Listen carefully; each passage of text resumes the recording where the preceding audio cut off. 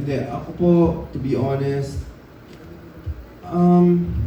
well, nasa-shock pa rin ako eh, kasi hindi, yung magpasikat first of all, hindi naman yun talaga plano. I mean, hindi yung planado. Parang, it just so happened na kailangan nila ng extra judge or they asked me if, you know, I had a spare week to be able to attend yun yung showtime. And sa una, sa totoo lang, nag-no ako. Kasi iniisip ko, ano namang sabihin ko dyan? Tsaka, anong ambag ko dyan?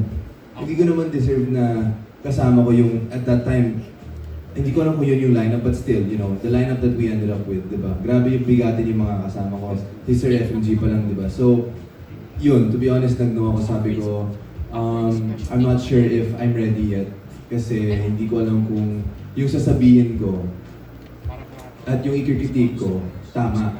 Kasi syempre doon sa Magpasikat, puro artista. May mga people who've gone before me. I'm not critiquing just anyone. So this is something that, you know, medyo siguro nahiya ako. But when they said, yes po. But when they said, it's something new, just give it a try.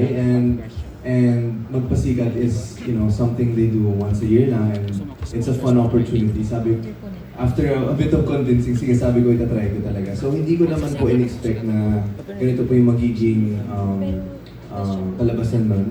Ako, I'm just very grateful na siguro yun po ang nakita nila. But to be honest, I'm just speaking from what I feel.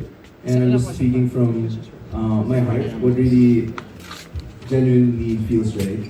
So, again, when they offered even PGT, just the thought of it, sa totoo lang po, sobra akong nag-isip nun kung i-consider ko po siya kasi same reasons. I didn't know if, you know, it might be too early, you know, if I even deserve to sit alongside such amazing judges. And of course, syempre, yung talent na lahat ng contestants natin. So ako, I just promised na I'm just gonna give it my all and I'm gonna keep learning kasi I'm entering here learning so much already from everyone here, from Sir FMG, Kath, Miss Uge, even our hosts. Every day, bago yung knowledge na nakikita ko yun, nararamdaman ko. And yung chemistry ng lahat, feel ko talaga na everyone's here for the same purpose.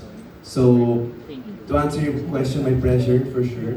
So, I'm just here as someone who is very new with an open mind, just to see where this will go. But I promise to give it my all, and I promise na maghahanap talaga tayo ng talent na worthy of being called the next champion of PGT. Pero congratulations, you rose to the occasion. At saka ang ganda ng chemistry niyo dito sa PGT. Yun.